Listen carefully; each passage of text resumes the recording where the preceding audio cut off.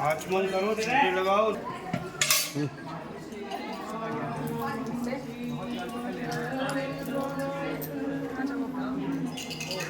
कर लो।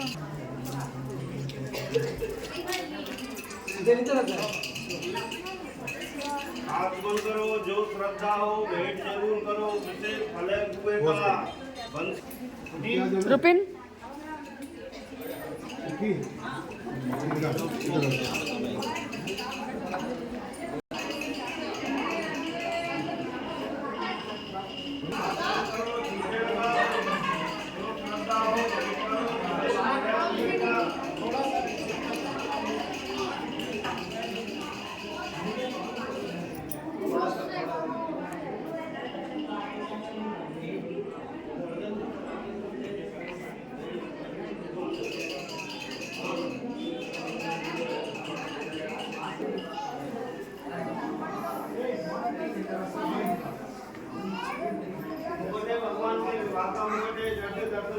छींटे लगाओ, जो श्रद्धा हो भेंट जरूर करो, विशेष फल हुए का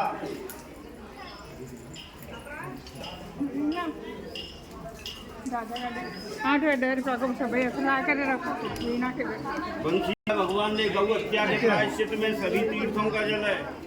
आचमन करो, छींटे लगाओ, जो श्रद्धा हो भेंट करो। उधर मुकुट है, भगवान के विवाह का दर्शन करो। ऐसा ही ना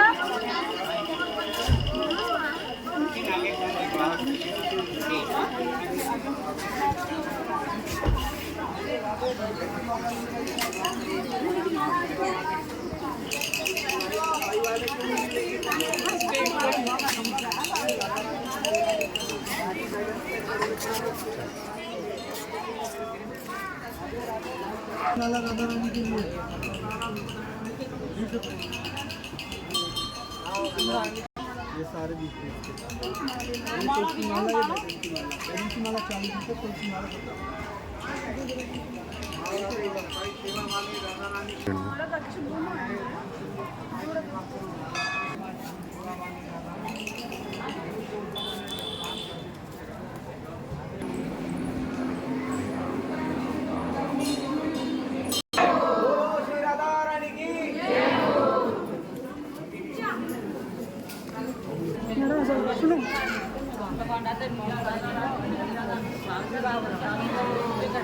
दोनों दे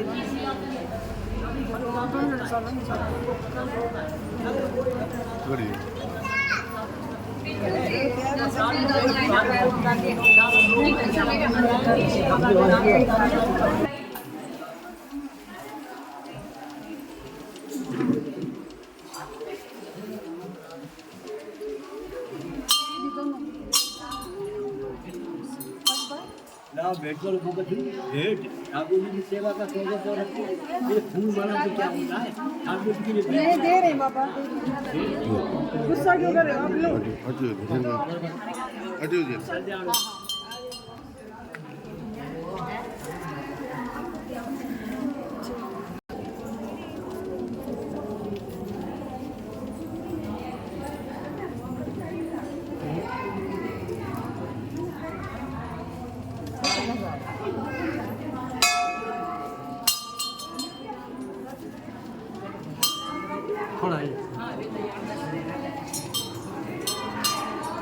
थोड़ा एक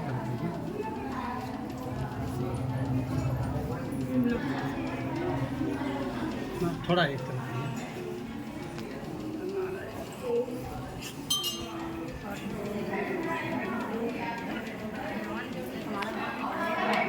लो किसका है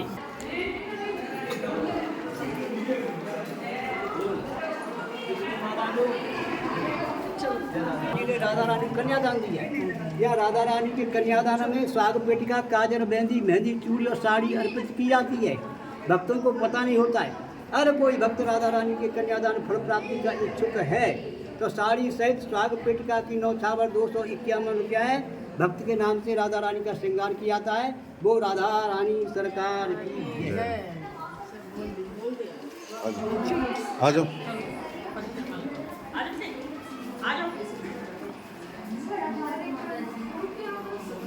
एक ब्रह्मा जी बैठे।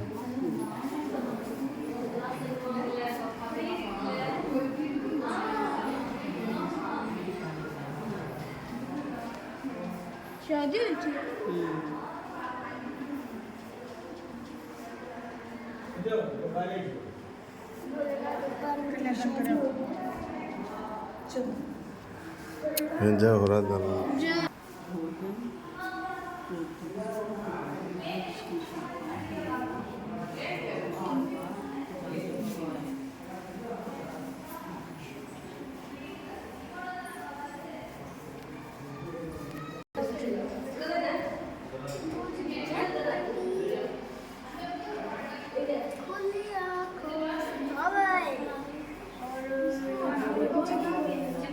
Very nice.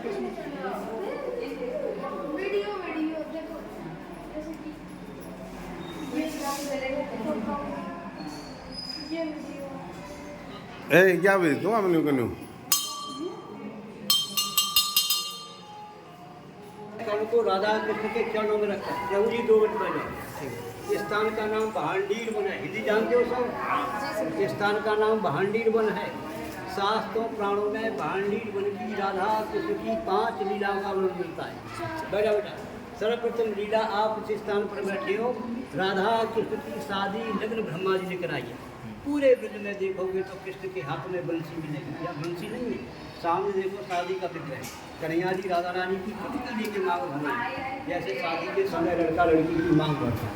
जिस समय शादी हुआ है, ब्रह्मा जी पंडित बने और नारद जी ने राधा रानी कन्यादान दिया।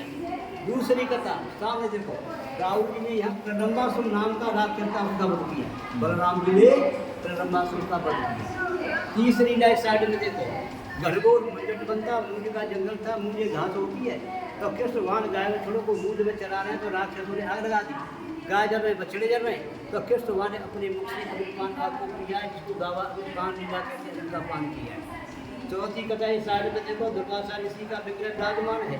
दुर्वासा ऋषि तपस्या किया करते थे, तो कृष्ण की सखियां मथुरा से दुर्वासा ऋषि को भोजन कराने आई। पांचवी कथा बहुत ही महत्वपूर्ण, वेरी इंपॉर्टेंट। सामने चौक में कुआ है बैलकूप। इस कूप का वर्णन 4 युगों का है। सत्य युग में इस कूप का नाम है मत्स्यकूप। जब मत्स्यवान अवतार थे, जो मछली का अवतार हुआ है मत्स्यवान का, सत्यवत राजा मत्स्यवान को लेकर एक घड़ी इस कूप में निवास कराते। जब उनका शरीर बड़ा हो जाता है तो उनको अन्य नदी तालाब में ले जाता है। और त्रेता युग में इस कूप का नाम यक्षकूप है। भांडीर वन जो यक्षनगरी के नाम से है, इसमें यक्ष का निवास रहता है। ये कूप गुप्त हो गया था, तो द्वापर में इस कूप को कृष्ण ने बंसी से खोद कर प्रकट किया है। इस कूप को बेणुकूप भी कहते हैं, बेणु कहते हैं बंसी से। कंस का चचेरा भाई था बच्छासुर राक्षस, जो बछड़े का रूप धारण करके यहाँ कृष्ण के गाय में मिल गया था। तो कृष्ण ने उसका वध किया है। तो कृष्ण को जो गौ हत्या का दोष लगा है, तो कृष्ण ने सारे चूड़ों का आह्वान किया है। ये यमुना नदी किनारा है। कृष्ण ने बंसी का ये कुआ प्रकट हो जाता है। कृष्ण उसमें विराजमान हो जाते हैं। सारे तीर्थ अपना रूप धारण करके सुंदर कलशों में जल लाकर कृष्ण को स्नान कराते हैं, तब उनका पाप दूर होता है। इसके बाद में कृष्ण भगवान ब्रजवासी गोपी ग्वाल सखाओं को भंडारा देते हैं। भंडारे से भांडीर वन हो जाता है। इस समय आप देखोगे तो पूरी एक अजर काली पन पर है। देखिए, सोमवार की मास पड़ती है, जिसको सोमवती अमावस्या कहते हैं। सोमवार को प्रातः 4 बजे से साय 6 बजे तक ऑटोमेटिक जमीन से दूध की धार निकलती है और इस कूप का जल ऐसे हो जाता है जैसे दूध का रंग। इस कूप के 2 साइड में 2 हौद कुंड बने हुए। इन कुंडों में इस कूप पर स्नान करने वाले संत महात्मा का नहाने धोने का पानी एकत्रित होता है। जिन माँ बहन बेटियों के बच्चे खंडित हो जाते हैं, गर्भ गिर जाते हैं, संतान की प्राप्ति नहीं होती है, लड़की की प्राप्ति होती है, इन कुंडों में स्नान करने से 95% संतान पुत्र फल की प्राप्ति होती है। ये 5 कथाएं। इन 5 कथाओं का संक्षिप्त विवरण गर्ग संहिता पुस्तक में जो गर्गाचार्य लिखी है, गर्गाचार्य बागदेवी के 2 पुरोहित थे। अगर इन सारी कथाओं को विस्तार से पढ़ना है तो 18 प्राणों में एक प्राण है ब्रह्म वैवर्त प्राण, गीता प्रेस गोरखपुर का। उसमें भांडीवन की सारी लीलाओं का विस्तार से वर्णन है। ब्रह्म वैवर्त प्राण में कथाओं का सारांश 5 लाइन का उसे ध्यान से सुनो। एक झाड़ के नीचे राधा कृष्ण बैठे आपस में बाटा कर रहे हैं। कृष्ण कहते राधे सुनो, ये भांडीर वन जो मेरा गुप्त निकुंज नित्य क्रीड़ा स्थली वृंदावन है, जो भक्त आकर कूप पर स्नान करके मेरा दर्शन करेगा तो मेरे लोक को प्राप्त होगा। जो भक्त कूप का चरणामृत लेकर मेरा दर्शन करेगा तो देव लोक इंद्र लोक को प्राप्त होगा। और जो भक्त बैठकर केवल एक मिश्री के कण को प्रसाद के रूप में ग्रहण करेगा तो जाने अनजाने सारे पापों से मुक्त हो जाएगा। इस बात को सुनकर राधा रानी घबरा गई। हल्ला मत करो, हल्ला मत करो। सुनकर राधा रानी घबरा गई और बोली, प्रभु आपने इतनी बड़ी बात कह दी। हर व्यक्ति बुरा सा बुरा कर्म करके चलो भांडी का स्नान कर लें और भांडी बिहारी के दर्शन कर लें तो सारे पाप नष्ट हो जाएंगे। इस तरह से भक्तों की भीड़ लग जाएगी और हमारी आपकी नित्य मिलन क्रिया का केंद्र होने का बाधा उत्पन्न होगी। तो कृष्ण कहते राधे मैंने पहले बोला है गोपनीय, ये भांडी जो मेरा गुप्त निकुंज नित्य लीला स्थली वृंदावन है, यहाँ की लीला को प्रकट नहीं करूँगा, प्रकाशित नहीं करूँगा, गुप्त रखूँगा। जब वो भक्त कम से कम 10 बार ब्रज में घूम जाएगा और उस पर विशेष कृपा करूँगा तभी यहाँ दर्शन के लिए आएगा, नहीं वृंदावन से वापस हो जाएगा। स्पष्ट लिखा हुआ है। यह मुख्य रूप से राधा रानी के कन्यादान का ही फल है। राधा रानी के कन्यादान में स्वाग पेटिका, अल्टा, काजल, मेहंदी, मेहंदी, साड़ी का फल होता है। भक्तों को पता नहीं होता है। अगर कोई भक्त राधा रानी के कन्यादान फल प्राप्ति का इच्छुक है तो साड़ी सहित स्वाग पेटिका की नौछावर 251 रुपया है। भक्त के नाम से राधा रानी का श्रृंगार किया जाता है। वो राधा रानी